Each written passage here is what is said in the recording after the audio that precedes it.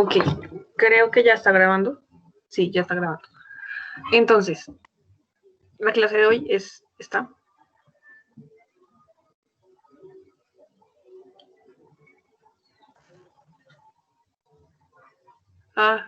¿Ya lo ven grande? Sí, ya se ve grande. Sí. Ok, entonces, vamos a empezar como con lo más básico. Obviamente tenemos que...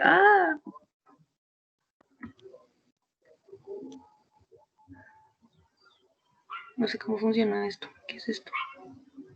Bueno, ya fue. Entonces, para entender como tal a los seres vivos, lo cual es difícil.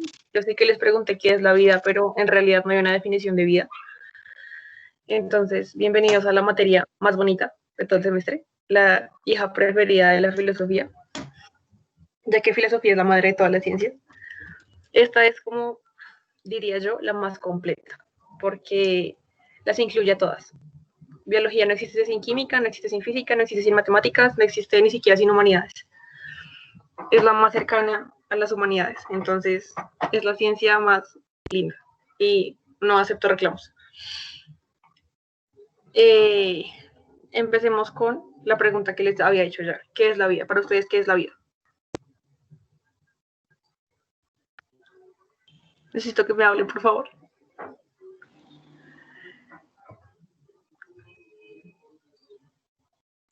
Pues es el lapso de tiempo en el que un ser vivo cumple ciertos ciclos hasta culminar con su muerte y pues proseguir con su especie. Sí, sí. ¿Alguien tiene algo más? Pero, o sea, digamos que proseguir con la especie sí es importante, obviamente. Bueno, digamos que no tanto para nosotros porque le hemos metido cosas sociales que son raras. Pero, entonces, si un individuo no se reproduce para seguir con su especie, deja de estar vivo.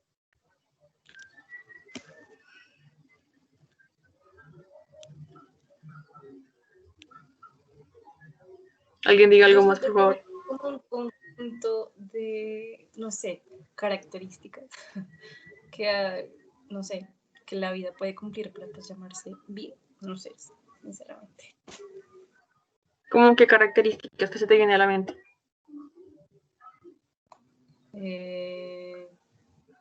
Creo que toda, no, bueno, si no estoy mal, creo que toda la vida tiene la capacidad de reproducirse. No necesariamente tienen que, como tú dijiste, pero creo que todos tienen la capacidad, no estoy segura.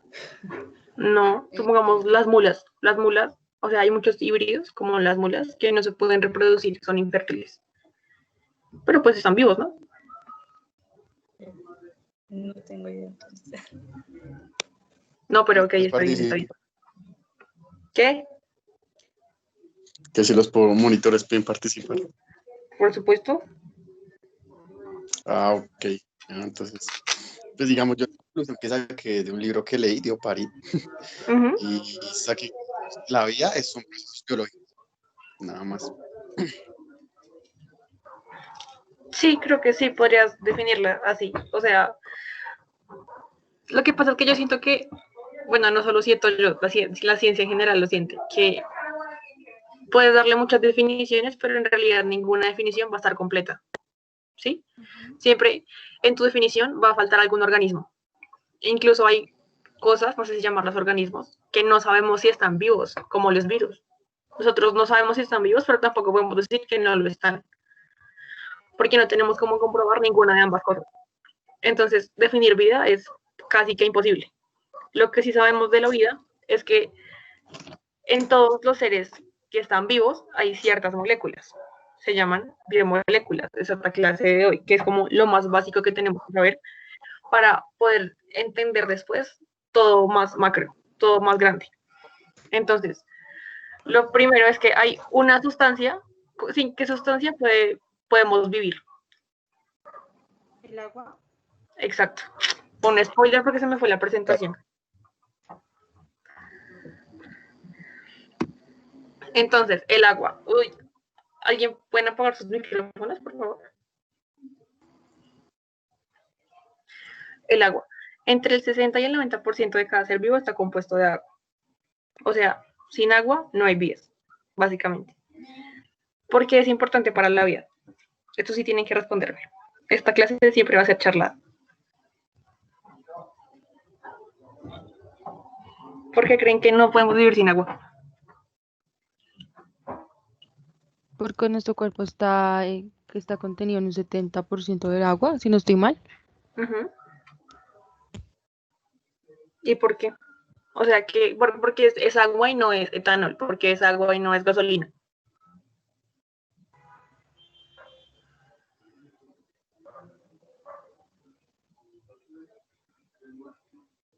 ¿Alguien diga algo? Por la composición del agua. Uh-huh. ¿Cómo es la composición del agua? H2O. Uh-huh. Y sabes, o sea, desarrolla un poquito lo que me estás diciendo, porque esa composición la hace especial. Porque necesitamos oxígeno y también necesitamos hidrógeno. O al menos por ejemplo, la sangre, por ejemplo, lo necesita un poco. Uh-huh. Sí, tienes razón, pero digamos que eso se desarrolló después del agua, ¿sí? O sea, como que primero fue el agua y después fue la vida, y la vida se desarrolló a favor de ella, ¿sí? O sea, como tomando sus características y haciéndolas útiles. Entonces, lo que pasa es que el agua tiene comportamientos y características que la hacen una sustancia muy diferente a técnicamente todas las sustancias que conocemos. Vamos a ver cuáles son. Entonces, lo primero, y digamos que lo principal, y porque lo que hace que el agua sea tan diferente, sí es su composición, sí es su forma molecular, porque tiene la capacidad de generar o de unirse entre sus moléculas a través de puentes de hidrógeno. ¿Qué son los puentes de hidrógeno? Eso es química como de noveno. Son unas interacciones débiles.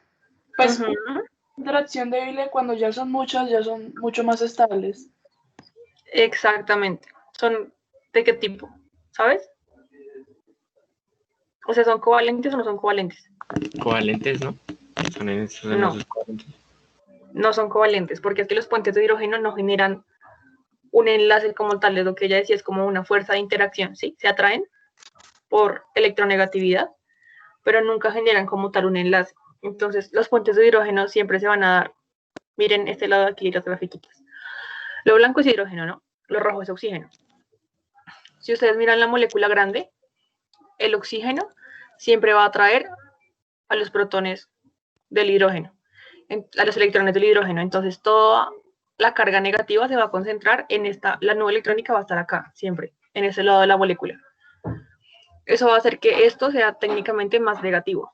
Y la parte baja de la molécula, que van a ser los hidrógenos, siempre va a ser más positiva. Eso no quiere decir que no tenga sus electrones, sino que como acá sí hay enlaces covalentes, la nube electrónica se va a concentrar acá.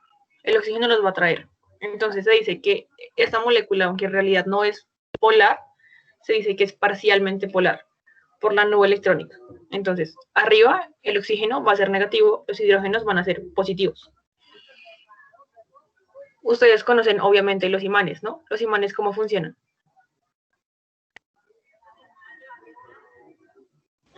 Con un polo positivo y uno negativo. ¿Y qué pasa? Si tú pones dos polos positivos, los imanes, ¿qué hacen? Se repelen. Exacto, tienen que ser opuestos para que se atraigan. Los puentes de hidrógeno funcionan igual. Lo negativo va a atraer a lo positivo. O sea, los oxígenos van a atraer a los hidrógenos, y aunque no se pueden enlazar porque ya tienen como su ley del octeto, ¿se acuerdan de ella? Sí, sí. Bueno, voy a asumir que sí. En resumidas cuentas, la mayoría de elementos necesitan tener 8 electrones en su última capa. El oxígeno tiene 6, por eso se une a 2 hidrógenos para tener 8. El hidrógeno es una de las excepciones, necesita solamente 2, el de él y compartir con otro.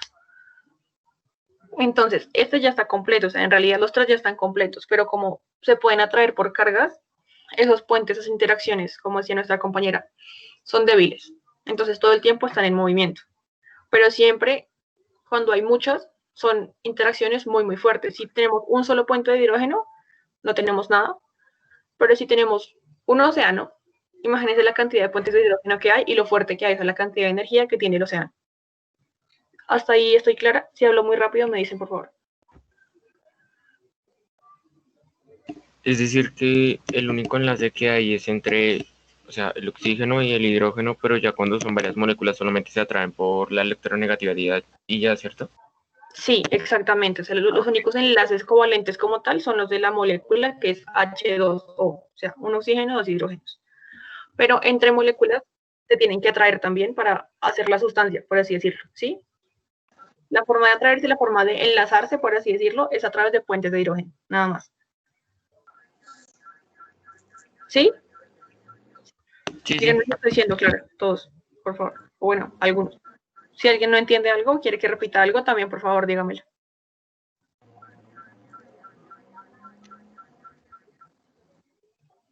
Bueno, como no me hablan, asumo que está todo claro. Entonces, el agua, por los puentes de hidrógeno, es que, o sea, yo sé que esto se ve chiquitico, pero es una cosa loquísima.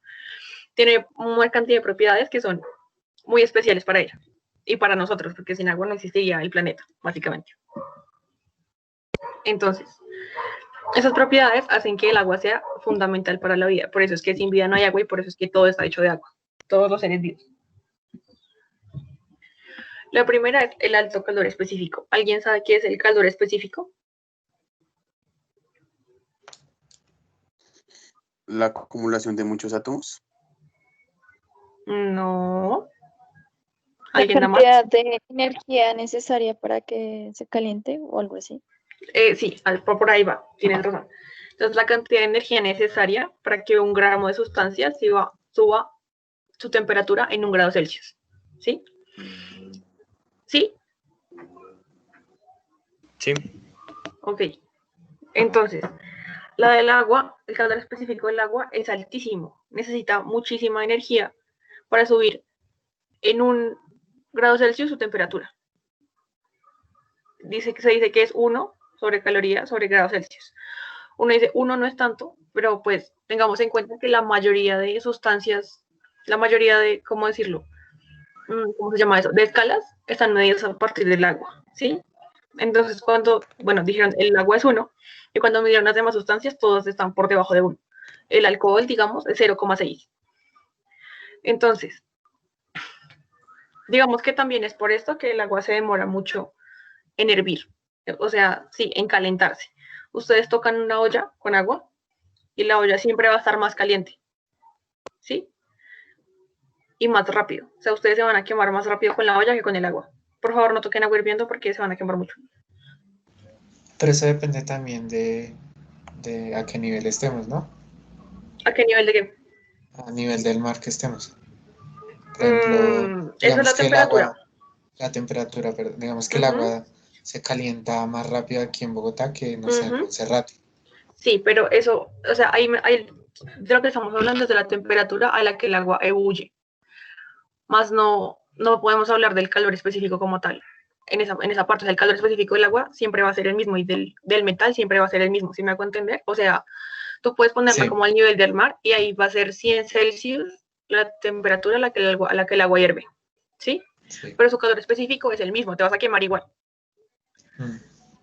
Y acá va a ser 97 grados Celsius, aquí en Bogotá, pero te vas a quemar igual, ¿sí? Entonces, es la capacidad del agua de absorber, tiene que absorber muchísima energía para poder aumentar de temperatura, independientemente de la altitud. Pero sí, el punto de ebullición sí depende de la altitud. Bueno, no sé, la diapositiva creo que la pueden leer ustedes. No sé si hace falta que yo la lea. El tercer puntico, lo que les decía, absorbe muchísima energía para poder subir la temperatura. ¿Por qué? Porque los puentes de hidrógeno, como siempre, están moviéndose. Es muy difícil que esas fuerzas se suelten, por así decirlo. Entonces y para que, ¿cómo están las moléculas en los diferentes estados? O sea, ¿cómo están las moléculas en sólido, líquido y en gaseoso? En sólido están muy compactas, muy juntas, casi que estáticas. En líquido hay un poco más de movimiento y en gas sí hay muchísimo más, están muy separadas, tienen pues como altas temperaturas, alto calor, si no estoy mal. Exacto. Ajá. Entonces, como queremos aumentar la temperatura, queremos también aumentar el movimiento de las moléculas, o sea, la fluidez de las moléculas. Lo que pasa es que para aumentar, o sea, como estos siempre están en movimiento, aumentar el movimiento más es difícil. Por eso es que su calor específico es tan alto. ¿Por qué es importante el calor específico para la vida? Porque así, o sea, gracias a esta propiedad y a la siguiente que vamos a ver, es que se logra tener como una estabilidad climática en el planeta entero. Y por eso es que los océanos son tan importantes y los glaciares son tan importantes y los ríos, etcétera. Y por eso es que sudamos también, supongamos. Porque esa humedad lo que está haciendo es absorbiendo el calor del cuerpo para que nuestra temperatura se mantenga estable. ¿Hasta ahí claros? ¿Sí me estoy dando a entender? Sí. Ok, entonces siguiente. Yo tengo una pregunta, Dime. pero pues no está tan relacionado con esto. No, dime. Químicamente, ¿cómo se diferencia el agua dulce del agua salada? A ver. Ambas son saladas, en realidad, pero lo que pasa es que es como por la cantidad de sales, ¿sí? O sea, en ambas aguas hay sales, incluso en el agua que tomamos del grifo hay sales, solo que en el agua salada hay muchas más sales disueltas. Digamos que, ¿te acuerdas de lo de saturados e insaturados en cuanto a soluciones? Que supongamos ustedes tienen agua y le ponen sal. Entonces llega un punto en el que ya la sal no se va a disolver. Eso pasa con el mar y con el agua de los ríos. El agua de los ríos tiene mucha menos cantidad de sales. Y ya, eso es. ¿Sí fui clara? Sí, gracias. Sí. Disculpa, Dime. es que yo siento que ¿Voy muy rápido? Ay, perdón. Está bien. me quedé apenas estabas empezando con calor. Perdón. Oh, por Dios. Ok, voy a ir más lento. Voy a intentarlo. Si voy muy rápido, me dicen otra vez. Pero, ¿entendiste lo de calor específico o quieres que lo repita? Por favor, repítelo. Gracias. Ok, entonces, de nuevo, por los puentes de hidrógeno que siempre están en constante movimiento, sobre todo cuando el agua está líquida, ahorita vamos a ver una diferencia, el agua necesita absorber muchísima energía para aumentar ese movimiento, para que de esa forma se pueda aumentar la temperatura. Entonces, a través de esta capacidad que tiene de tener un calor específico tan alto, es que evitamos las fluctuaciones de temperatura no solamente en los cuerpos, sino también en el planeta entero. Por eso es que las corrientes oceánicas son tan importantes. ¿Sí? Ese es como el resumen. Sí, ya un poquito mejor. Ok. La siguiente es el calor de vaporización. ¿A qué le suena calor de vaporización? Es parecido al anterior.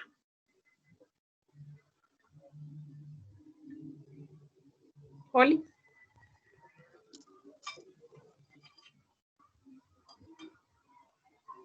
¿Oli? Pues el calor de vaporización, pues yo lo tomo con esa cantidad de energía con el que logra, pues sí, calentar un líquido, ¿no? Más o menos. Entonces, es la cantidad de Pues energía realmente, que se... Dime. Lo tomo como el punto de ebullición. sí, algo así, o sea, yo lo veo, es por la liberación de energía exotérmica. Sí, más o menos a todo, pero no al tiempo a todo.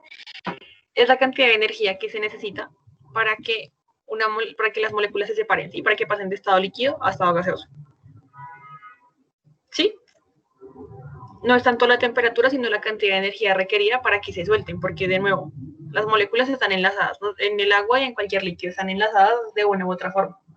Que esas moléculas se separan, o sea, romper esa interacción es difícil, hace falta muchísima energía. Por eso es que supongamos, ustedes se han dado cuenta de que, no, obviamente no se han dado cuenta, tenía que tener un termómetro todo el tiempo en el agua, pero bueno, cuando el agua hierve, cuando empieza a soltar burbujas, siempre está a 100 Celsius y ya no sube más. O bueno, a 97 en Bogotá. y ya no sube más hasta que se evaporó todo el agua, ¿sí? Porque es todo el calor que está entrando, aunque tú lo aumentes la cantidad de calor, la temperatura del agua no va a poder subir hasta que ya no haya agua líquida como tal. Porque toda esa energía que le está entrando se está consumiendo, soltando las moléculas en forma de gas. ¿Sí?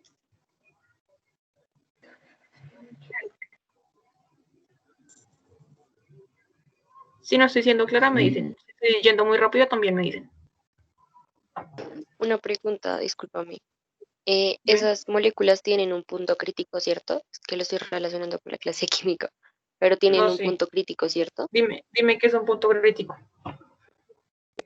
Donde coexisten dos estados y si se aumenta la temperatura ya no pueden ya no se puede reversar el proceso. No, porque el agua sí siempre puede volver a ser líquida. O sea, no hay forma de que tú descompongas el agua hasta que no se pueda revertir.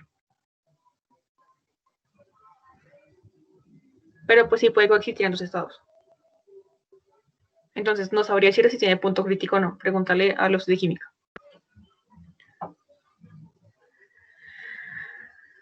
¿Me escuchan todavía? Sí, supongo que sí. Entonces, vamos de nuevo. La anterior y esta son las que ayudan a la regulación del clima mundial.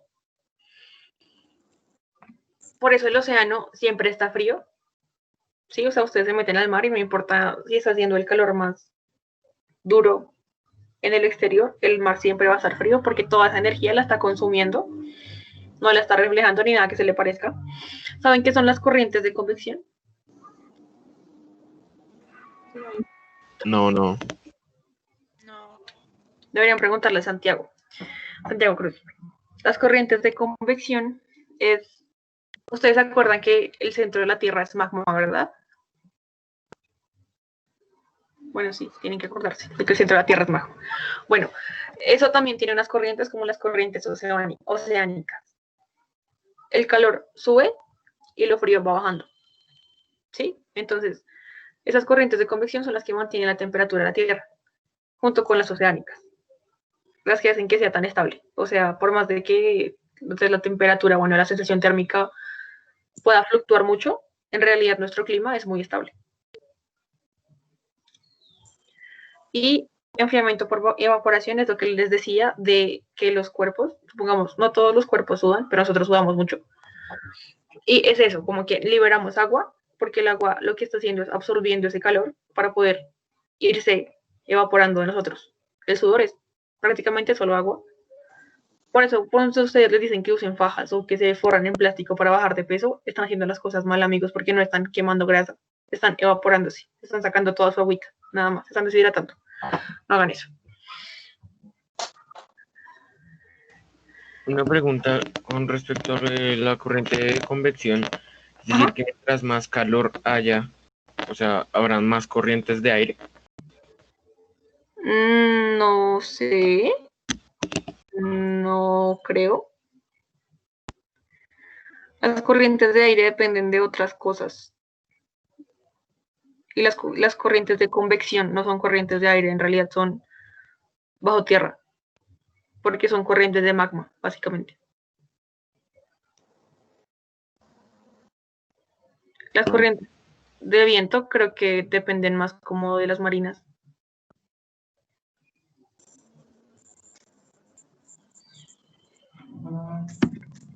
Bueno, ¿hasta aquí claros? Yo tengo una pregunta. Dime. ¿El calor es directamente proporcional a la temperatura? ¿O cuál es su diferencia? Ay, no sé cómo explicarte. Creo que no. O sea, el calor es más como la energía necesaria, ¿sí? Y la temperatura es como la escala, pero el calor no se mide con temperatura, el calor se mide con calorías. Sí. ¿Y la temperatura? ¿Sí me estoy dando a entender? Es como una escala, pero no sé cómo definir esa escala de temperatura. Porque la temperatura no te mide la energía, sino, sí, digamos, la temperatura es como que tanto calor hay, pero el calor sí es como la medida de la cantidad de energía, ¿sí? Sí. ¿Estoy clara? Listo. Sí. Ok. Bueno, esta es una propiedad como súper importante. Ustedes díganme, ¿por qué el hielo flota en el agua?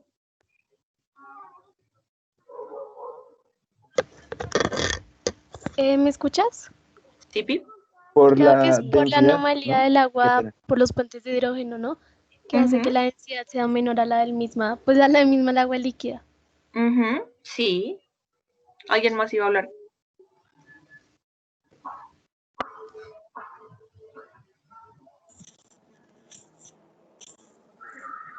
Bueno, nadie más iba a hablar. Entonces, ¿quieres mostrarnos o decirnos bien cómo funciona? O sea, ¿por qué es más densa el agua líquida que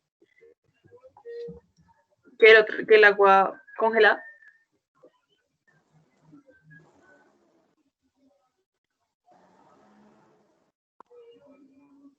¿No quieres? ¿Está bien? Pues es que no estoy muy segura, entonces no sé. Creo que no creo que no es muy bien. ¿Por su temperatura? No, porque pensemos, o sea, piensa como en otra sustancia cualquiera, ¿sí? Hay algo que suena horrible.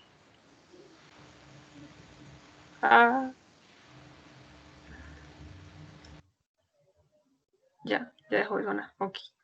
Bueno, vamos a pensar. Cuando dijimos que cuando algo es sólido, sus moléculas están más juntas, ¿cierto? Si están más juntas, quiere decir que hacen al objeto más denso.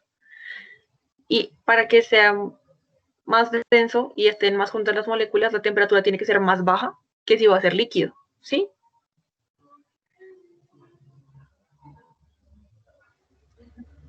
Por favor. A ver, cuando un objeto está en estado sólido, cuando una sustancia está en estado sólido, sus moléculas están muy juntas, ¿cierto?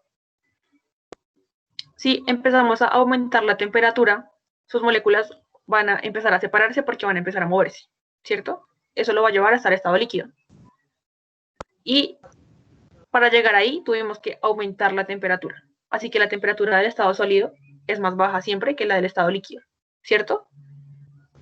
Sí. El hielo está más frío que el agua líquida, ¿cierto? Sí. Exacto. Entonces, por la temperatura claramente no va a ser porque sigue la lógica la lógica normal. Lo que no es normal es que una sustancia en estado sólido flote sobre la misma sustancia en estado líquido. Eso no es común. Creo que es porque en los puentes de hidrógeno, cuando hablamos pues del hielo, se va a respetar el espacio entre ellos, entonces eso va a hacer que sea menos denso. Exactamente. Entonces, ¿a qué vamos? Aquí cuando estamos en estado líquido, estas moléculas todo el tiempo se están moviendo, ¿cierto? Así que pueden acercarse y alejarse y eso hace que haya más energía moviéndose y hace que las moléculas puedan estar más juntas, lo que es muy extraño. Y cuando estamos en estado sólido, la conformación que toma es esta. O sea, es estas 4 moléculas. Siempre queda un espacio muy grande entre las moléculas. Y como está congelado, como está tan frío, esas moléculas no se pueden mover, no hay energía como fluyendo ahí. Siempre está así. O sea, lo que genera que aquí haya como capsulitas de aire, por así decirlo. ¿Sí? ¿Estoy siendo clara? Como las moléculas están más alejadas, la densidad es menor. Por eso podemos ver que el hielo flota. ¿Sí? Sí, ya entendí. Gracias. ¿Y los demás?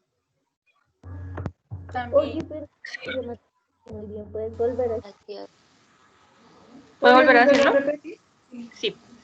Entonces, cuando el agua está en forma de hielo, en su estado sólido, congeladita, las moléculas siempre están más separadas que cuando está en su estado líquido. Fíjense en, supongamos, estas de acá.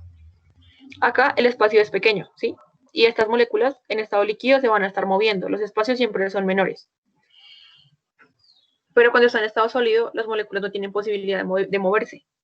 Entonces lo que pasa es esto de acá, toman esta conformación. ¿Por qué? Porque esta conformación les permite no perder obviamente su forma molecular normal y estar en contacto electronegativo con otras 2 moléculas de agua. Si lo notan, este oxígeno está en contacto haciendo puente de hidrógeno con esta y con esta. Este hidrógeno está haciendo puente con este oxígeno de acá y este oxígeno con esa y con esta. ¿Sí me estoy tratando de entender? Y como está la temperatura tan baja y no hay energía fluyendo, energía calórica, este espacio siempre va a quedar así. Imagínense cómo esta conformación muchas veces, literalmente hay una figura geométrica. ¿Sí? Sí. Y el espacio es mucho más grande acá que, no sé, aquí o aquí. Ese espacio es como dejar un vacío, por así decirlo, como una capsulita de aire. Esa cápsula de aire existe solamente en el hielo, pero no existe en el agua líquida. Entonces, por eso tenemos que el hielo es menos denso que el agua líquida. Por eso tenemos glaciares. Wow, qué loco. No sé si les parece loco, pero a mí me parece loquísimo. ¿Hasta ahí estamos claros? Sí. Bueno, ahora, ¿por qué creen que esa propiedad es buena para la vida? O sea, porque nos conviene que el hielo flote en el agua. Pues no solamente a los humanos, no a la vida en general. Creo que porque funciona Pues digamos, yo he visto como- que los osos polares, pues ellos normalmente, como en los siglos que se forman, pues ellos se pueden mantener ahí. Y pues digamos, ahorita con el cambio climático está disminuyendo mucho su población. Y también porque los glaciares funcionan como un reflector de la luz solar y que no se concentren como en el agua y que no se caliente la tierra. Sí, tienen razón, Eso, ambas tienen razón. regulación de la temperatura. También, sí. Además, en ellos viven microorganismos. Sí, denme más. Ajá. Sí. Ustedes si supieran sobre la investigación que hicieron de que en la que estaban excavando para obtener como el hielo más profundo que pudieran de los glaciares y llegaron a un lago subterráneo y descubrieron organismos micro, obviamente, que no existen como en la superficie, o sea, como que se pensaba que estaban extintos. Sí. Qué loco. Es una locura. También. Sí, es una locura, es una locura. Y por eso se tiene tanto miedo también a que se descongelen, a que se descongelen como tal todos los glaciares y no se descongelen los polos, porque ahí metidos puede haber un montón de enfermedades que nosotros no conocemos. Exactamente. Eso salió también en una noticia. Sí, sí, fue noticia. Que también lo había leído. Y que Muy habían bien. encontrado también unos tipos de virus congelados, algo así. Escuché algo así, leí algo así. ¿Verdad? ¿Unos qué? ¿Unos qué? Es que cuando salió la noticia, se fue hace poquito, que dijeron que habían encontrado, creo que en Somalia, algo así, pero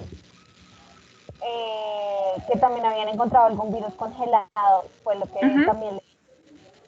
Sí, sí. Han encontrado un montón de microorganismos que pueden ser patógenos para muchas especies, pero pues obviamente a la gente le preocupa más, la misma gente.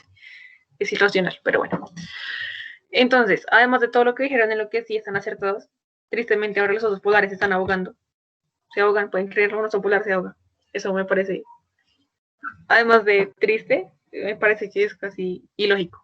Pero bueno, ustedes se han dado cuenta, bueno, acá casi no pasa, que la vida se mantiene debajo de las capas de hielo, o sea, cuando se congelan los lagos, la vida debajo de esa capa de hielo sigue existiendo. ¿Verdad? ¿Se han dado cuenta? Sí. Los peces siguen debajo de su capa de hielo, lo común y corriente, y los microorganismos y las algas y etcétera. Por eso también es tan importante para la vida que el hielo sea menos denso que el agua, porque eso significa que a pesar de que haya fluctuaciones fuertes afuera del agua, la vida bajo ella va a poder seguir estando, ¿sí? Y va a mantener como sus ciclos normales y no se va a acabar de un momento a otro. Entonces, porque llegó el invierno, no sé, en Canadá, todo bajo los lagos se murió. Y entonces toca esperar hasta que se descongele todo para volver a introducir vida, ¿no? La vida va a seguir ahí solita. Entonces, por eso la densidad del agua es una propiedad que además de ser loca, porque no pasa con otras sustancias, es muy importante para todo. ¿Hasta ahí estamos claros? Tengo una pregunta. Sí. Dime. Porque, ¿qué hace que se mantenga la vida cuando, digamos, estás congelado o algo así? Es como lo que uno ve en la era de hielo, es un ejemplo. ¿Cómo así? O sea, ¿afuera del agua o en el agua? No, cuando, digamos, estás congelado por el hielo o algo así que que tú dices que hay vida cuando aún así está congelado. Pero debajo del agua. Por encima no, por encima no, porque por más que se congele algún cuerpo, no sé, como, o el mamut que encontraron, ese mamut ya no estaba vivo, estaba muerto. Lo que pasa es que sus propiedades se conservaron por el frío, ¿sí? O sea, como su fisionomía se conservó. Pero ese mamut ya no puede volver a estar vivo. Lo que las cosas por fuera del agua que se congelan, ya para siempre. Pero debajo del agua, sí puede seguir estando viva siempre que el agua total, o sea, que todo el cuerpo de agua no se congele. ¿Sí? Pues, digamos, hay un casito de un sapo que vive como en un bosque, que después de un tiempo como que se congela el bosque y él se congela por un tiempo y cuando él va a salir eso, él vuelve a vivir. Creo que es el único animalito que puede hacer eso. Pero no se congela. Lo que pasa es que disminuye su metabolismo, es como entrar en hibernación, ¿sí? Entonces, lo que hacen esos organismos que hibernan, supongamos, no sé, los osos o algunos roedores que hibernan, otra vez suena raro. Y no sé si con ese sonido me escuchan bien. Sí. Bueno, entonces, lo que pasa con esos organismos que hibernan es que ralentizan su metabolismo y por eso es que tienen que dormir, ¿sí? Y parecer congelados, casi muertos.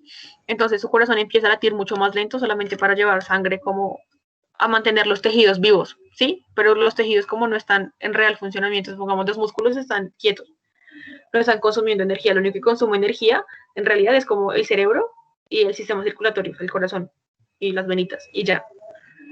Entonces parece que estuvieran congelados, pero siguen estando vivos, o sea, su corazón nunca deja de latir, por así decirlo. ¿Sí? ¿Me doy a entender? Sí, te entiendo, solo que yo había visto eso. No sé si te lo puedo pasar en algún momento para revisarlo.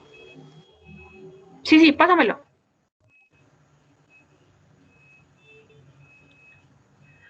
Bueno, hasta aquí sí, ¿vamos bien? Sí. Ok. Entonces, también tiene estas 3 propiedades que son muy, muy importantes. Primera, baja viscosidad, o sea que es más líquido que gelatinoso, ¿sí? Por así decirlo. Eso es fundamental, no solamente para la sangre, como se ve ahí, sino también, supongamos, para la savia bruta y elaborada de las plantas. La siguiente, elevada tensión superficial, porque los animalitos, los insectos pueden caminar en el agua.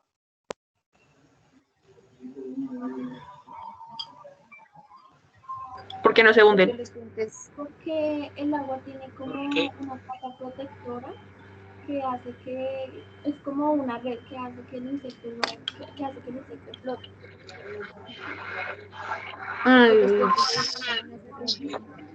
¿Qué? Porque los puentes de hidrógeno no se rompen. Exactamente. O sea, esa capa protectora de la que habla nuestra compañera, como esa red, son puentes de hidrógeno. Como son los de arriba y no pueden seguir haciendo puentes de hidrógeno con lo que hay más arriba de la última capa de moléculas, esos puentes son más fuertes que los puentes que hay abajo.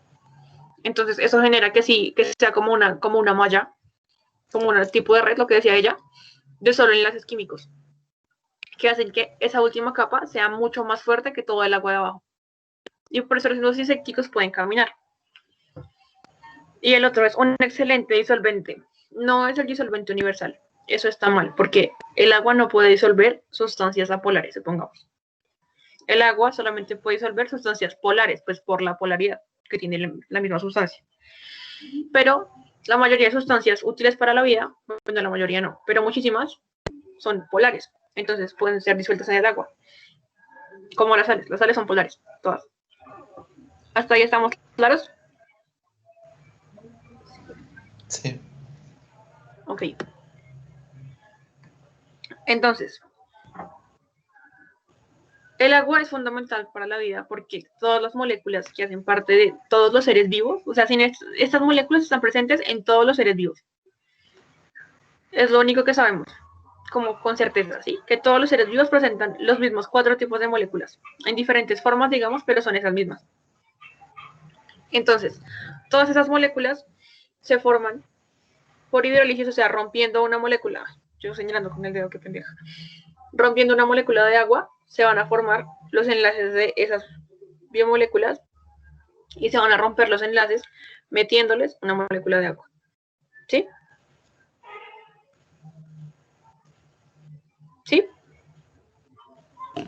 Sí, oye, y entonces, ¿cómo hacen para los lípidos? Ya te muestro. Yo no entendí. ¿Lo entendiste? Bueno, mira las reacciones. O sea, tú tienes, ¿cómo decirlo? Creo que los puse al revés. Ah, no los puse bien. Tú quieres unir dos moléculas, ¿sí? Para unir esas dos moléculas, sí, les vas a meter agua. Mira, esta agua, H2O, se va a descomponer en un grupo hidroxilo y un hidrógeno, que van a tener la posibilidad de enlazarse, ¿sí? Y así vas a unir las dos moléculas. Esta R y esta R son moléculas aparte. Y para hacer lo contrario, para separar las R's, vas a tener que sacar el agua. O sea, quitarle a una un grupo H y a la otra quitarle un hidrógeno, para que salga agua y queden dos moléculas aparte, ¿sí? Sí, ya entendí, gracias. Entonces, bueno, esto lo puse acá porque es importante, porque todas las biomoléculas que vamos a ver tienen grupos funcionales. Espero que se acuerden de ellos. No se los voy a dar uno por uno, ahí está. Después les dejo la presentación y pueden estudiarlos. Tienen que estudiarlos, es importante saberse esto. No solo para biología, como para la vida en general. O sea, sí, ¿por qué no saber los grupos funcionales? ¿Se acuerdan de ellos? Supongo que los vieron en el colegio.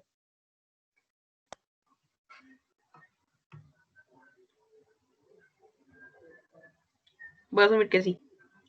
Y si no se acuerdan, pues apréndanselos, por favor. Este es crucial para todo. Vamos con las reinas. Proteínas. Entonces, ¿por qué las proteínas decimos que son tan importantes y por qué decimos que proteínas es la respuesta a todo en biología? Porque las proteínas son enzimas. ¿Qué son las enzimas? ¿Alguien sabe qué son las enzimas? Son catalizadores, ¿no? Exacto, catalizadores naturales. O sea, lo que hacen básicamente es agilizar todas las reacciones que se dan en el cuerpo. ¿Sí? O sea, como, no sé, la digestión, o que sus músculos funcionen, o que ustedes puedan pensar, o que ustedes puedan sentir. Todo eso está hecho por enzimas. Si no tuviéramos enzimas, las reacciones serían muy lentas y no podríamos ser organismos como tan avanzados. También son anticuerpos. O sea, son los que los defienden de las enfermedades. Cuando les dé coronavirus, se van a generar anticuerpos. O sea, más proteínas. Son hormonales, como la insulina. ¿Sí? O sea, van a trabajar en la regulación de todos los seres vivos. Son receptores, se encuentran en la membrana y supongamos, de nuevo, no sé, cuando les dé coronavirus y su cuerpo se dé cuenta, obviamente va a ser muy tarde y ya van a estar enfermos. Pero cuando su cuerpo se dé cuenta, va a ser por eso, porque hay proteínas receptoras que van a decir como, bueno amigos, esto no hace parte de mí. Hay proteínas de almacenamiento, o sea que cumplen una función, digamos que similar a la del ADN, ¿sí? Contienen ahí información como súper importante. Hay proteínas estructurales, o sea, que nos permiten ser lo que somos, como el colágeno. Ustedes saben qué hace a los Homo sapiens, o sea, que nos diferencia de otras especies. ¿Cuál es nuestra sinapomorfía?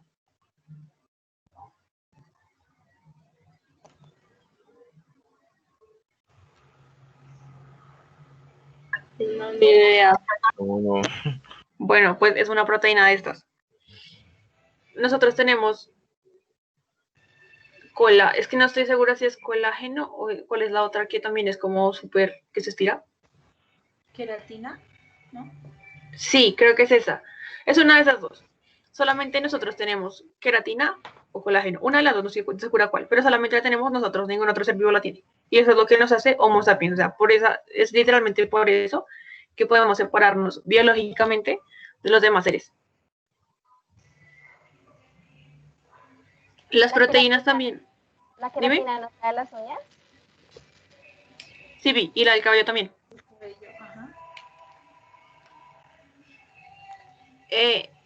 Guau, alguien está súper emparrado por allá.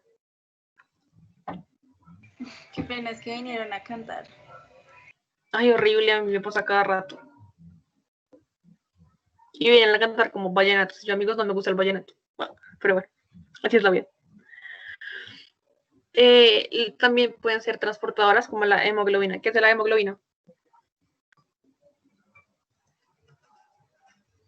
Oli.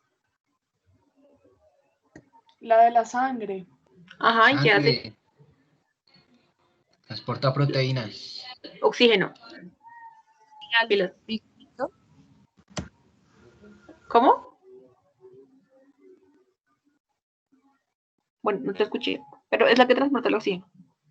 Y también están encargados de la regulación genética. Esto lo van a entender un poquito mejor después, pero básicamente que nosotros podamos replicar nuestras células o generar nuevos seres vivos naturalmente, digamos, se lo debemos a las proteínas. Entonces, las proteínas hacen todo, todo. Están formadas por aminoácidos. O sea, esto de acá, esta moleculita de acá, es un aminoácido completo. ¿Por qué es un aminoácido? ¿A qué le suena aminoácido? Creo que es la unión de 3 codones que se No. codifican. No. O sea, digamos que sí, pero no.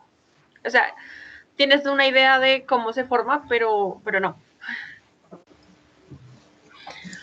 Váyanse como a lo más básico. ¿A qué le suena aminoácido? La palabra como tal. Literalmente tienen el spoiler acá. Exacto. Amina. Ajá. Aminas y ácido. Amino, ácido. ¿Lo ven? Acá hay un grupo amino, acá hay un grupo ácido. Eso le da el nombre.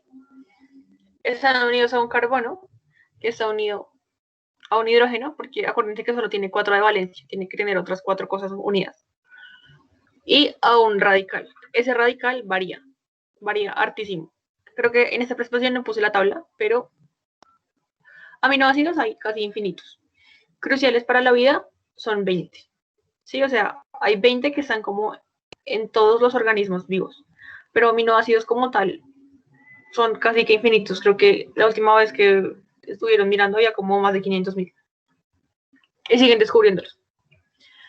Entonces, las proteínas se unen por enlaces peptídicos. Miren, esto es un aminoácido y esto es otro. O sea, es la misma molécula que acá arriba, ¿sí? Este es el grupo amino, solo que es compuesto. Este es el grupo ácido, solo que es compuesto, ¿sí? ¿Lo ven? Sí. Ok, que a veces uno se puede confundir. Entonces, quiero que se den cuenta de que yo les decía, tiene que salir una molécula de agua para que se pueda formar la proteína. Bueno, para que se pueda formar la molécula grandota, ¿cierto? Entonces, vamos a quitarle 2 hidrógenos a la amina y un oxígeno al grupo ácido. ¿Qué significa? Que a este nitrógeno le van a faltar enlaces y a este carbono también, ¿cierto? Acuérdense que esto es positivo, se tiene uno de más. Acá está el más, su positivo. Aquí va a salir agua, o sea, lo que está en moradito nos va a formar la molécula de agua que sale. Y como esto no puede quedarse a la deriva, porque no estaría cumpliendo con las leyes naturales de la química, tiene que unirse, sí o sí. Así se va a formar la proteína. Para que una proteína, mejor dicho, para que una cadena de aminoácidos sea una proteína, tiene que tener más de 50 aminoácidos pegados. Digamos que esa ley ustedes van a ver que cambia mucho dependiendo de la literatura que lean. Hay quienes dicen que son más de 20, hay quienes dicen que son como más de 100, y hay quienes dicen que son más de 50, así que dejémoslo en la mitad. Tiene que haber por lo menos 50 de estos para que eso sea considerado una proteína. ¿Hasta ahí estamos? ¿Siempre tienen que soltar una molécula de agua? Sí, siempre, siempre. Para que se puedan unir, siempre tiene que soltar una molécula de agua. Porque es que además, el soltar esto les va a dar la energía suficiente para que se puedan pegar. ¿Sí? No quiero meterme en química tan profunda, pero así funciona. Siempre va a salir una molécula de agua para que puedan unirse los dos aminoácidos. Y siempre va a ser así, siempre va a ser un oxígeno de acá y 2 hidrógenos de acá. Ok. Entonces, las proteínas tienen estructuras diferentes, ¿sí? Tienen niveles estructurales, por así decirlo. La estructura primaria simplemente es lineal. O sea, es como tener una línea recta de estas cosas, así, sin más enlaces, solamente los enlaces covalentes que se generan entre ese carbono y ese nitrógeno, y ya. ¿Qué es esta? ¿Sí ven? Solamente carbonos a nitrógenos, y ya. Hay líneas y no hay nada más.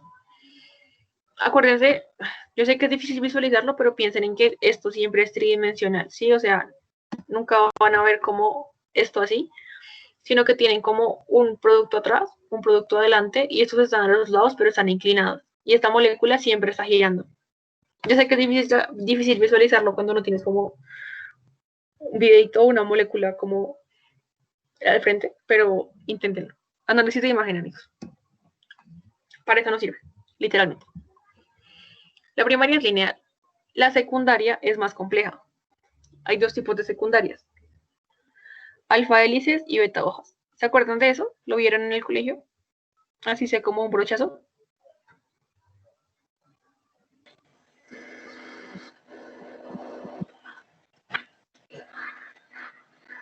Eso sería lo mismo que en los ácidos nucleicos, que tienen como un 5' y 3', algo así. No. O sea, los ácidos nucleicos sí es así, pero esto no. Estos no tienen como un sentido general, por así decirlo. O sea, no tienen que organizarse en un sentido específico. Estas son más variables. Las estructuras secundarias solamente se pueden dar con puentes de hidrógeno. Las puentes de hidrógeno son cruciales para la vida. Entonces, ¿qué pasa? Que cada moleculita de esta, supongamos que esto se va a girar y se va a unir con esta molécula. Y lo que va a generar es como un resorte, ¿sí ven? Vean, miren como la cosita amarilla de atrás. Tienen forma de resorte. Sé que las moléculas son un poquito difíciles de entender, pero piensen que a través de puentes de hidrógeno se forma un resorte de aminoácidos y ya. Y las beta hojas. Esto es como coger una hoja de papel y hacer un abanico con ella. Sí, se lo pueden imaginar. Espero que sí, que lo visualicen. Y todo esto, o sea, todas estas son a partir únicamente de puentes de hidrógeno. No tienen ningún otro tipo de enlace o de fuerza que los una. Y son en realidad muy basales. Luego vamos a la estructura terciaria. Las proteínas son tridimensionales y son súper específicas. O sea, amigos, necesito tenerlos al frente para poder hacer cosas con las manos. No sé, voy a intentar prender la cámara y si eso no funciona, nos morimos. Ah, no puedo. No voy a prender la cámara porque no me deja. Pinten un rompecabezas, ¿sí? Las fichas encajan perfectamente. Si tú pones otra ficha que no va en el huequito indicado, la ficha no va a entrar, ¿cierto? Porque esa ficha no va ahí y esa ficha no funciona. Las proteínas son iguales. Ellas tienen una forma específica y encajan perfectamente. Si no tienen esa forma, la proteína no te va a servir. Muchas enfermedades, en realidad todas las enfermedades se dan por eso, porque tienes como algún gen dañado que no permite que esa proteína tridimensionalmente sea lo que tiene que ser. Disculpa una pregunta, pero las proteínas, ellas no tienen como varios métodos, o sea, digamos uno como que se adapta la membrana, uno que si es de encaje, hay varios, ¿no? O estoy confundida, es que no me acuerdo muy bien. Digamos que no estás confundida, pero sí el tiempo, perdón. O sea, si la proteína no sirve, no sirve. Lo que pasa es que uno tiene varios genes para la misma proteína, ¿sí? O sea, no sé, supongamos tú tienes que producir insulina, ¿sí? Tú no tienes solamente un gen para insulina, tienes, no sé, 15 genes para insulina. Entonces, si se te daña uno de esos genes y sale mal una producción de insulinas, no es tan malo porque tienes otros 14 que te la producen bien, ¿sí? Entonces, digamos que ahí estaría como la adaptabilidad de los organismos que no tienen un solo gen para las proteínas. Pero si tuviera solamente un gen para insulina y se te daña, te enfermas, te da diabetes o algo, ¿sí? Entonces, las enfermedades es cuando se dañan como todos esos genes, por así decirlo. ¿Sí? ¿Fui clara? Sí, claro. Ok, entonces así funciona, pero la proteína como tal no se adapta. Si la proteína se daña, literalmente la célula la destruye para que sus aminoácidos puedan ser funcionales. pero porque la proteína ya no te sirvió. Entonces, son tan específicas que necesitan de una forma tridimensional. Ustedes aquí van a ver, si ven que este rojito parece como un resorte, bueno, eso es un alfa hélice. Todos los que parecen resortes son alfa hélices. Y esto de aquí verde que se ve como más desordenado, por así decirlo, esos van a ser beta hojas. La forma tridimensional es la unión de esas estructuras, de las estructuras secundarias. La unión de una de estas con una de estas te va a dar una estructura específica terciaria, ¿sí? Y las proteínas literalmente se ven así, o sea, como que no se encuentra sentido, pero sirve para todo. Para que se puedan unir las hojas y las hélices, sí intervienen como todas las demás fuerzas e interacciones químicas existentes. Si ustedes a veces no saben qué decir, digan fuerzas de Van der Waals, que las incluye como todas. ¿Hasta ahí estamos claros?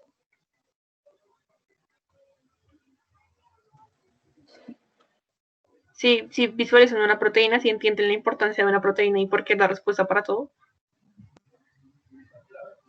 Sí. Espero que sí, amigos. Espero que en serio puedan visualizar. Bueno, continuamos. La última es una estructura cuaternaria. La estructura cuaternaria es la unión de estructuras terciarias. ¿Sí? Supongamos acá ustedes van a ver. Esta morada es una proteína, esto verde es otra proteína y esto rojo es otra proteína. Cuando se unen, ya son algo funcional, como, no sé, una enzima, digamos. Eso es una estructura cuaternaria. No todas las proteínas tienen estructuras cuaternarias, ¿sí? Todas llegan hasta terciarias, hasta ahí todas tienen que llegar, porque es lo que les da la forma específica y lo que las hace funcionales. Pero no todas son cuaternarias porque no todas necesitan de otra proteína para ser funcionales, ¿sí?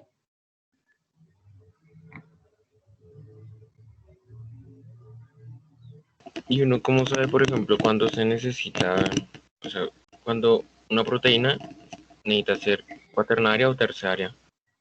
No, eso sí te toca hacerlo como con estudios, o sea, no es como que tú puedas saberlo a simple vista. Te toca estudiar la proteína y mirar cómo se comporta sola o si tiene como sitios de acción y sitios de unión a otros componentes, ¿sí? Entonces, supongamos, no sé, esta proteína verde va a tener una colita y esa proteína solamente está como flotando ahí en el medio de estudio y esta proteína de acá tiene un huequito. Entonces, cuando esa colita se une a ese huequito, esa proteína ya se vuelve funcional y empieza a, no sé, a catalizar glucosa. Entonces, te das cuenta, es en el medio de estudio, pero no puedes saberlo simplemente mirándola. En realidad, tú no puedes mirar una proteína, ¿sí? O sea, para mirar una proteína tienes que hacer como microfotografía electrónica y congelarla, o sea, matarla. Y después de que ya destruiste eso, puedes ver como el huequito que dejó la proteína y decir como, sí existía una proteína, pero no la visualices como en un microscopio ni nada que se le parezca. Solo puedes como contar su función, su acción, ¿sí? Después decir como, sí, metí catalasa y metí glucosa y funcionó porque el producto después de dejarlo 2 horas fueron, no sé, dióxido de carbono. Entonces dices como la proteína funciona, pero tú la proteína nunca la ves actuar como tal, porque son moléculas muy chiquitas. ¿Sí? ¿Me doy a entender? Y todo eso que están viendo ustedes, o sea, como que todo esto, aunque lo tomamos por verídico en todas las ciencias, en realidad son solamente modelos, como las matemáticas, ¿sí? Creemos que existen, pero no sabemos. ¿Claros hasta ahí?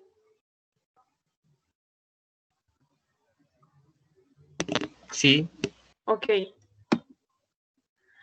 Siguiente, carbohidratos. ¿Qué son carbohidratos? Por favor, hable, siendo que nos estamos durmiendo todos. ¿Reservas de energía a corto plazo? Sí. ¿En dónde encuentras carbohidratos? ¿En el arroz?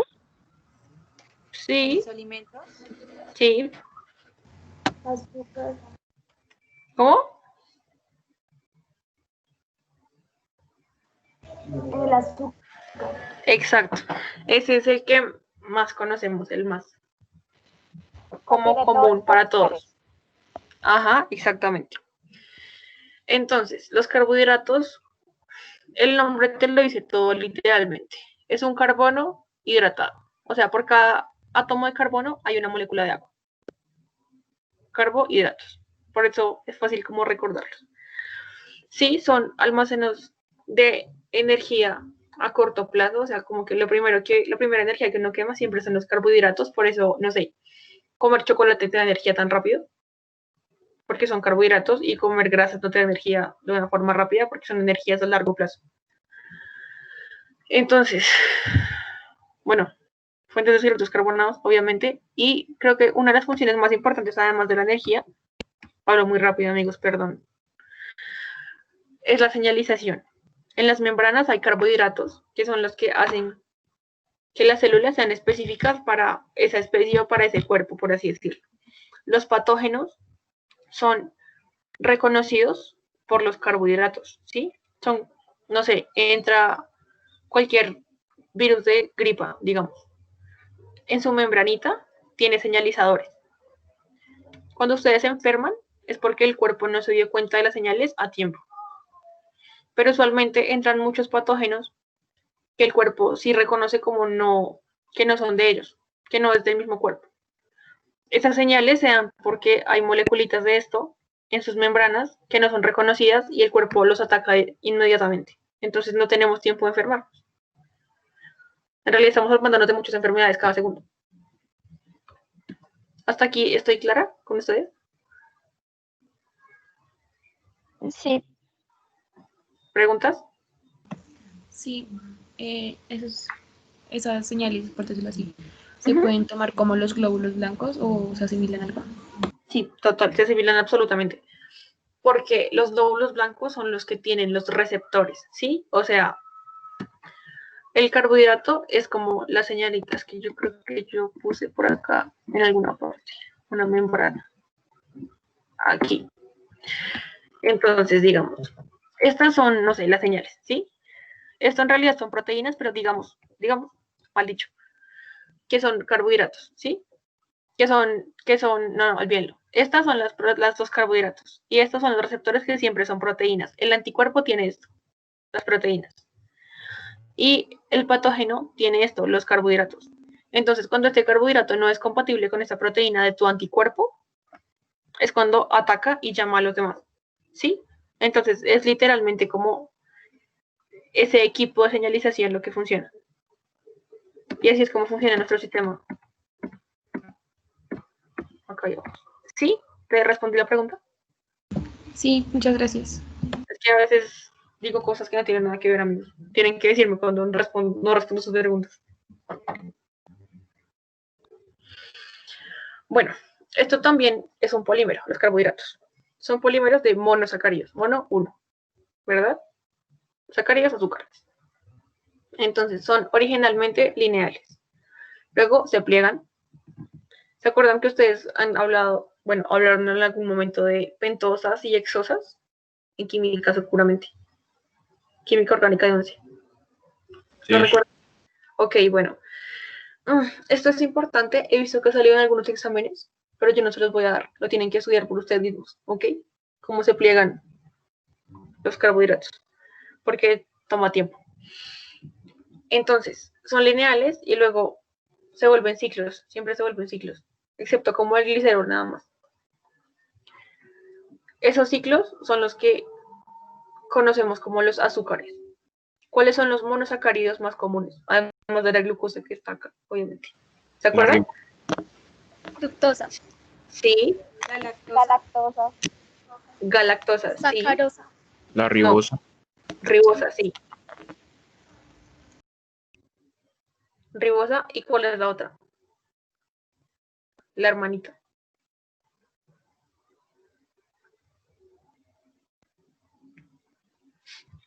Oli, siento que de repente Desoxirribosa, no sé.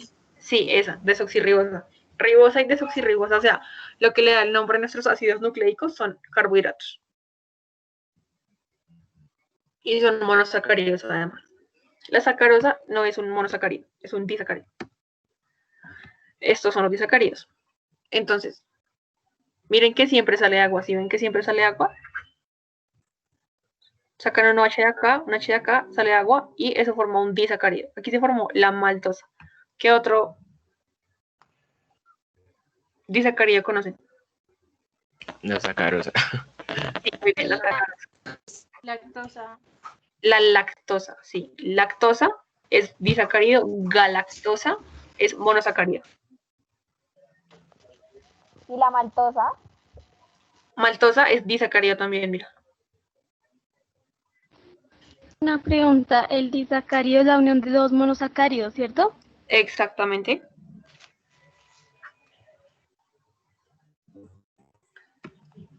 Y luego tenemos a los polisacáridos. Yo creo que de pronto puede ser, ustedes hayan visto oligosacáridos. Bueno, eso ya está mandado a recoger, ya nadie habla de oligosacáridos porque es como dar una clasificación más innecesaria. Los polisacáridos son uniones de muchos monosacáridos. Entonces, aquí es donde hablamos de estructural. Y ¿se acuerdan que decían en algún punto como esqueletos de... por acá, no me puedo volver. Esqueletos carbonados? Bueno, son polisacáridos. ¿La celulosa en dónde se encuentra? En las células vegetales. Sí, Pip. ¿Y qué estructura? Sí, en la pared celular.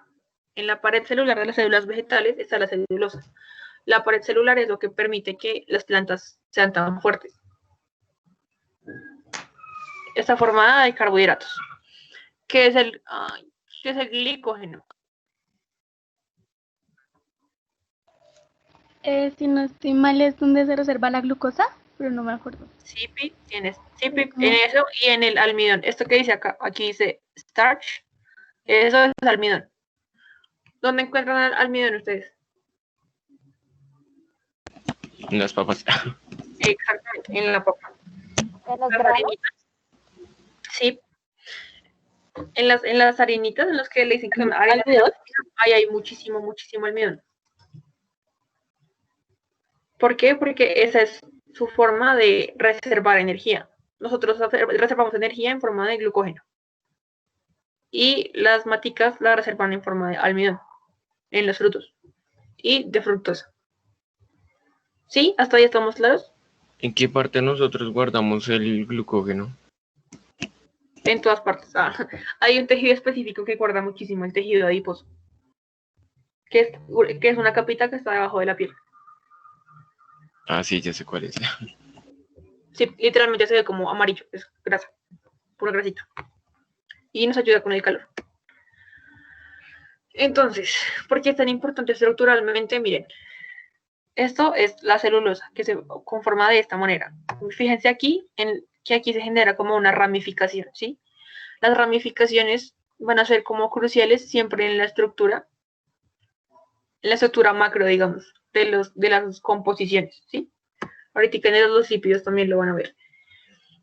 Aquí los permite formarse como una pared muy fuerte, ¿sí ven? O sea, como que la conformación es tan recta, es como una pared de ladrillos, ¿sí? O sea, la puedes construir bien y que quede así, o la puedes construir como en posición de gavilanes y que se caiga. Pero la biología es más inteligente, entonces la construye muy bien. Aquí, mira, esto está llenito de almidón. ¿Sí ven los granitos morados? Pues es esta estructura. Y es puro almidón, está guardadito en sus celulitas, está guardando energía. Y aquí, esto es glucógeno. En el hígado, fíjense. Hasta ahora leo esto. Esta estructura está guardando esto en nuestro hígado. Lo rosadito. ¿Sí lo ven? Obviamente lo ven. Creo. ¿Sí estamos claros hasta ahí? Sí. Ok. Lípidos. ¿Qué son los lípidos? ¿Grasas? Sí, Viv. Son las mismas reservas, pero a largo plazo. Exacto. Entonces, el moléculas tejido del que hablo. esteroidales. Sí, hay moléculas esteroidales, tienes toda la razón. Entonces, hay muchos tipos de lípidos. Los lípidos, a diferencia de las demás biomoléculas, no son polímeros. O sea, no tienes como una molécula y tú dices como una cadena de estas hace un lípido. No. Hay muchos tipos de lípidos y todos son diferentes, cada tipo es uno distinto. Entonces, bueno, son cadenas muy, muy largas de carbonos con hidrógenos, no tienen polaridad, entonces son insolubles en agua, son hidrófobos. Bueno, ya les dije que no tienen ningún monómero. Lo que decían ustedes de que almacenan energía a largo plazo, o sea, como que el cuerpo lo último que quema, la última energía que busca es la lipídica. Por eso engordar es tan fácil, pero adelgazar es tan difícil. Bueno, pues para mucha gente, ¿no? Hay gente para la cual engordar es difícil. Son muy importantes, creo que es lo más importante, y es que los fosfolípidos, un tipo de lípido, hace la membrana celular. Son los que permiten que las células existan y que estén encerraditas. Y lo esteroidal, que nombraban también, ayuda con la regulación hormonal y vitamínica. ¿Hasta ahí estamos? Sí. Bueno, los primeros son ácidos grasos, son los más básicos. Entonces, vamos a tener ahora la estructura. Dice, saturados sólidos a temperatura ambiente. O sea, no sé, la mantequilla, digamos. La mantequilla es sólida porque miren que esto es muy recto. ¿Sí ven? Eso permite que las moléculas empiecen a encajar. Ustedes pueden poner una debajo de esto y va a conectarse perfectamente. Entonces va a formar una pared, como la pared celular que les mostré. Los insaturados son líquidos a temperatura ambiente, o sea, como el aceite de cocina normal. Tienen estas cosas como tan peculiares, digamos, que son enlaces múltiples, dobles o triples en los carbonos. Eso que genera que estos carbonos, estos hidrógenos, digamos, siempre están girando alrededor de la molécula, ¿sí? Al hacer esto, ya la molécula no puede girar. Entonces, esto está siempre como fijo, digamos. Y eso hace que las cadenas, o sea, que las moléculas no se puedan encadenar una encima de otra, digamos. ¿Sí me doy a entender? Aquí se puede pintar, ¿ustedes saben si se puede pintar? Creo que no. Bueno. ¿Ustedes se acuerdan que ustedes les pintaban las moléculas como si fuera un zigzag? Como montañitas. Voy a asumir su silencio como un sí. Ustedes pueden poner ese zigzag uno debajo de otro y va a encajar perfectamente. Pero si ustedes quieren poner estas zigzag que de repente giran para los lados, no va a encajarles tan fácilmente. Como no pueden encajar, no pueden volverse sólidos. Porque las grasas insaturadas siempre son mejor que las grasas saturadas. Porque podemos romper esto con más facilidad porque la energía acá es menos. O sea, el cuerpo, mejor dicho, nuestras enzimas. Pueden romperlo, la energía es menos y irlo haciendo cada vez más chiquito. Mientras que si ustedes se comen esto, hacerlo más chiquito es casi imposible. Necesitaría de mucha energía y el cuerpo no va a meter la energía. Prefiere guardarlo así tal cual está, volverlo almidón y guardarlo porque es mucho más sencillo que ir rompiendo esto y hacerlos más chiquitos. Y entre más chiquita sea la molécula, más fácil de tratar es. Espero estar siendo clara. Quiero que acabemos rápido. ¿Estoy siendo clara hasta ahora? Sí, por el momento sí. Ok. Siguiente tipo, triglicéridos. Entonces, bueno, aquí esto es como súper básico. Esto es una molécula de glicerol. Es un alcohol, ¿no? Porque tiene OH. Y estos son 3 ácidos grasos. Miren que sale agua, ¿sí ven? Igual aquí les señala como perfectamente. Sale de aquí una molécula, de aquí otra molécula de agua y de aquí otra molécula de agua. ¿Para qué? Para que se pueda generar esta molécula. Es un triglicérido. ¿Qué hacen los triglicéridos? Jodernos la vida, nada más. Son importantes y siempre hacen como exámenes de eso. ¿Para qué? No me pregunten, no estoy segura. Creo que son como reguladores. Cuando se suben se jodieron. Pero bueno. Esto en realidad es importante por lo siguiente. Por esto, por los fosfolípidos. Los fosfolípidos son los que hacen la membrana. Entonces, de nuevo, técnicamente aquí había un triglicérido. La molécula de glicerol estaban los 3 ácidos grasos, pero un ácido graso es cambiado por un grupo fosfato. Esto de aquí arriba es adicional. Lo importante es el grupo fosfato. ¿Esto qué genera? Que tengamos una molécula que es polar y apolar al mismo tiempo. ¿Por qué? Porque el grupo fosfato es muy polar, muy polar. Miren que tiene grupitos negativos, ¿sí ven? Eso quiere decir que el grupo fosfato se puede solubilizar en el agua. Pero esto de acá, que serían los ácidos grasos, no se puede solubilizar en el agua. Entonces, eso genera que nosotros podamos tener membranas. Acuérdense que nosotros y todos los seres vivos son mayormente agua. O sea que todo lo que está en nuestro cuerpo debería ser soluble en agua para que pueda ser funcional. Pero si todo fuera soluble en agua, entonces no tendríamos células, porque no habría posibilidad de empaquetar la información, de empaquetar las cosas. Entonces, la naturaleza se ingenió ese mecanismo. Dejar una molécula que fuera, esto se llama anfipático, que tiene ambas características, ser soluble y ser insoluble. Y lo que hace es hacer cadenitas muy extensas de eso, pero no solo una, porque entonces si hiciéramos solamente una, aquí sería soluble y aquí sería insoluble, y entonces todo lo de aquí adentro tendría que ser insoluble, y adentro de la célula también todo es agua. Entonces lo que hace es unir dos, ¿sí ven? O sea, pone esta y abajo pone otra, la voltea, y pone otra. Aquí lo azul es las cabecitas, lo amarillo son las colitas, estas colitas, los ácidos grasos. Pone dos, y eso hace que los dos medios queden separados. Esto es extracelular, esto es intracelular. Para que las membranas puedan estar conectadas con el exterior, no pueden ser solo fosfolípidos porque les separaría absolutamente y no habría como intercambio de sustancias.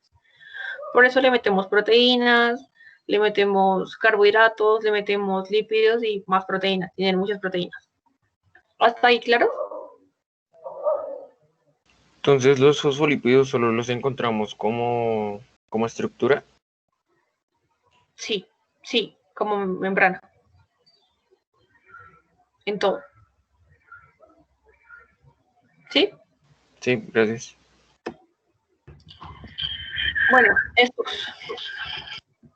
estos son pigmentos, los carotenos. ¿Dónde tenemos caroteno? ¿Se acuerdan?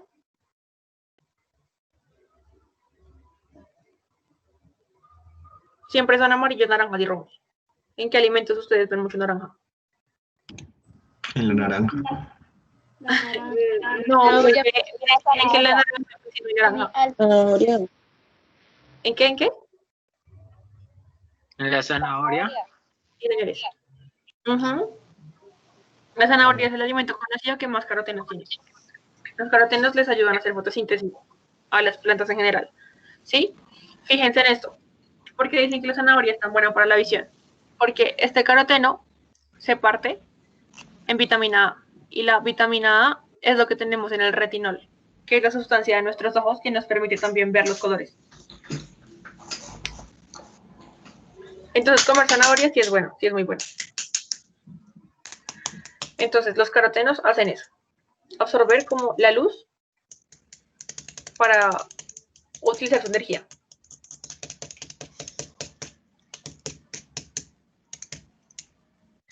Y los esteroides. Los esteroides son hormonales más que todo. En testosterona, en, no sé, prostaglandina, en progesterona, en estrógenos, en todo eso, son esteroides.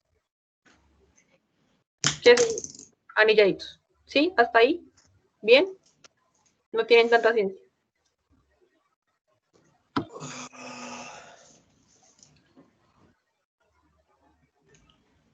Tenemos las ceras. Y aquí esto me parece como súper interesante, digamos.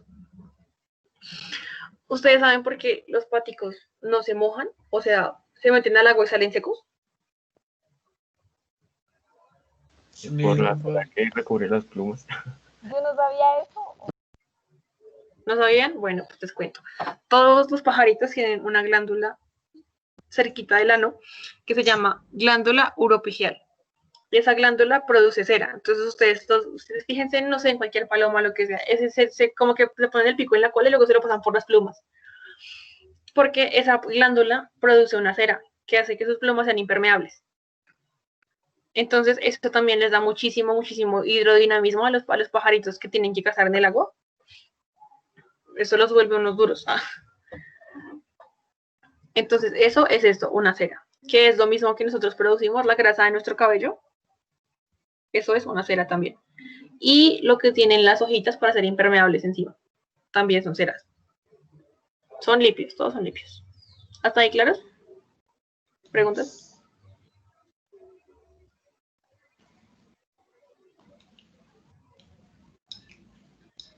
Siguiente y último. Y salimos. Ácidos nucleicos. ¿Qué son los ácidos nucleicos?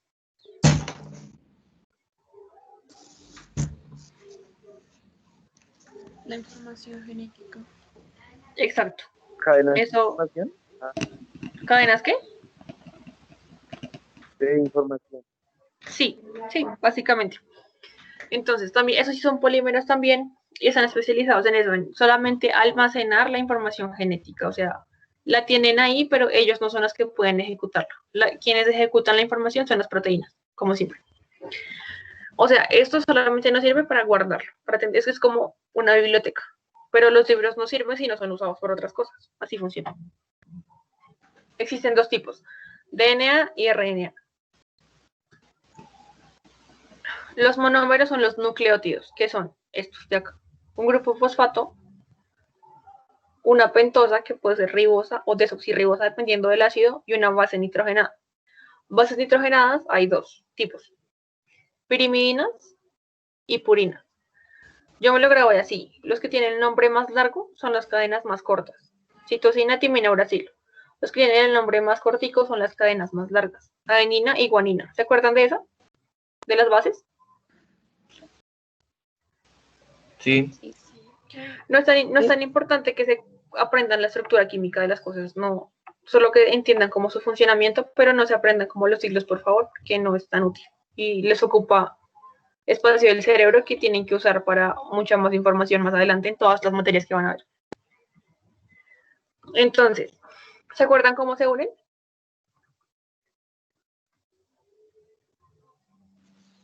La adenina con timina y citosina La con guanina guanina. con la citosina. Sí. Y la adenina con la timina. Exactamente. Hola, Laura. ¿Y qué pasa con el? Hola.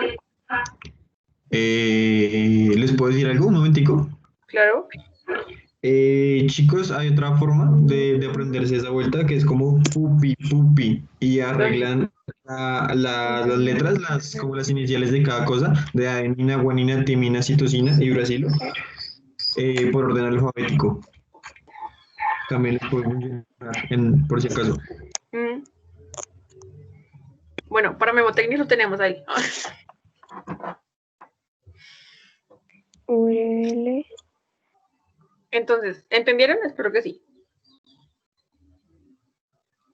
Oigan, ¿ustedes están tomando apuntes en los cuadernos? ¿Tienen cuadernos? Sí. Muy bien, deberían porque uno toma apuntes y de verdad como que la información le queda mejor. Si solamente se ponen a ver la pantalla y a escuchar, no van a grabarse nada. Bueno, ¿hasta acá estamos claros? Tienen que aprenderse como esto, pero son solamente tres cosas. Es fácil, un grupo fosfato, una pentosa y una base. Es como lo general. Bueno, diferencias entre ADN y ARN. El azúcar es lo principal, que es lo que le da el nombre, fíjense. Desoxirribosa, ADN. La D es de desoxirribosa. Y ARN, ribosa, que es lo que le da la R, ¿sí? Hasta ahí espero que esté más claro. ¿Cuál es la diferencia entre una y otra? Pues el nombre lo dice. Que tiene un oxígeno, creo. Exactamente. La ribosa tiene un oxígeno de más. Y la desoxirribosa, por eso se llama desoxi, porque le falta un oxígeno. Y ya. Las bases. Entonces, en el ADN tenemos adenina, timina, citosina, guanina.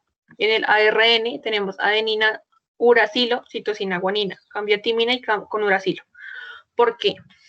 Porque para hacer la unión entre las bases nitrogenadas, adenina y timina son más estables que cualquiera con uracilo. El uracilo es súper inestable. Entonces, cuando es la cadena única, como el ARN, se puede mantener ahí porque el enlace es covalente, ¿sí? De la base con la ribosa. Es covalente. Pero cuando ustedes van a unir las bases, supongamos adenina con timina, el enlace es puente de hidrógeno. Y como acá no hay la posibilidad de hacer los mismos, es muy inestable y se puede separar. O sea que nuestra información se podría perder. Entonces, por eso el cuerpo cambió las bases. Bueno, aquí hay doble cadena y aquí hay una cadena única. ¿Sí? ¿Podía entender?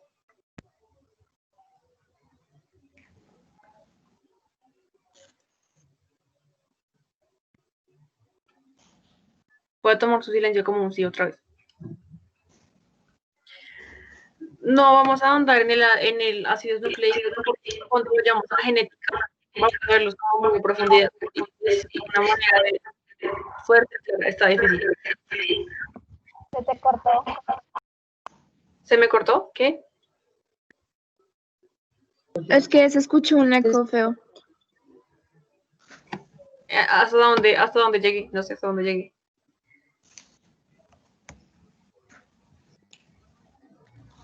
Acabo de dar la tabla, díganme que sí.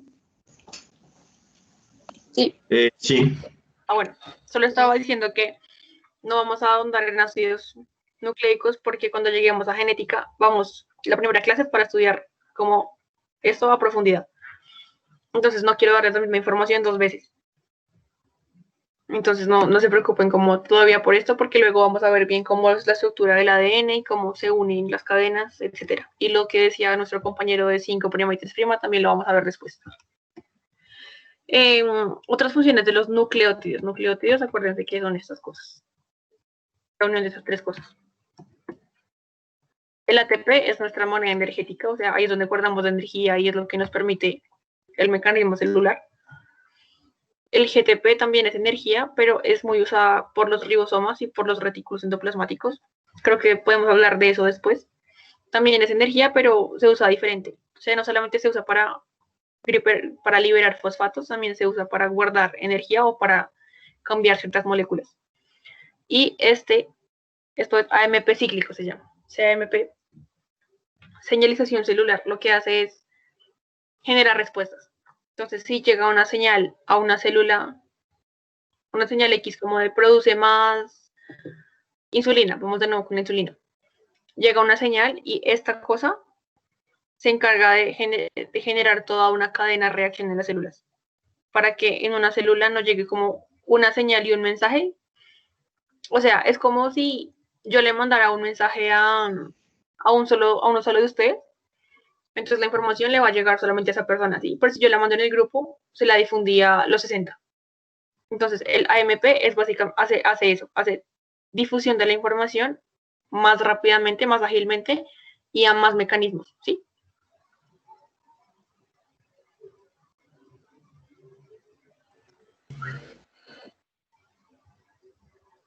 Bueno, hasta acá preguntas, dudas, comentarios.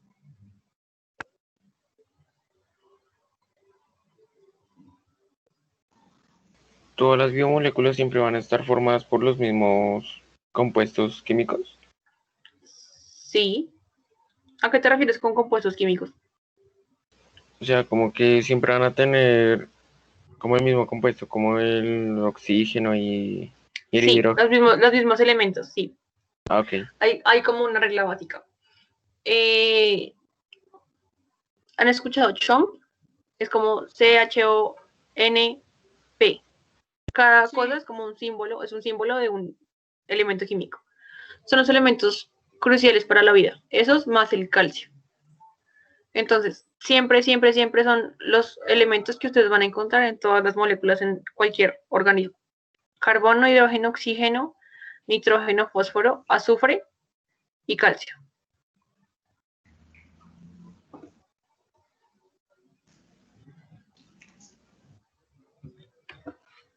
Y ya, una ranita linda. El que no quiera las ranas, no las queremos acá.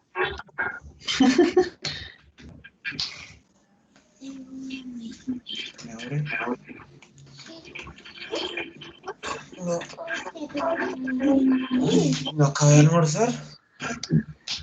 ¿Van a hacer preguntas o puedo dejar de grabar? Una pregunta. ¿Vas a hacer a las 2. No sé quién está hablando, espérense porque necesito Hasta las 6. No, señora. que deje de hablar para que me puedan hacer la pregunta. Te preguntaba que si iban a subir las diapositivas para los apuntes. Sí, Pi, yo lo subo. ¿Algo más? ¿Ya puedo dejar de grabar? Sí, muchas gracias. Ok.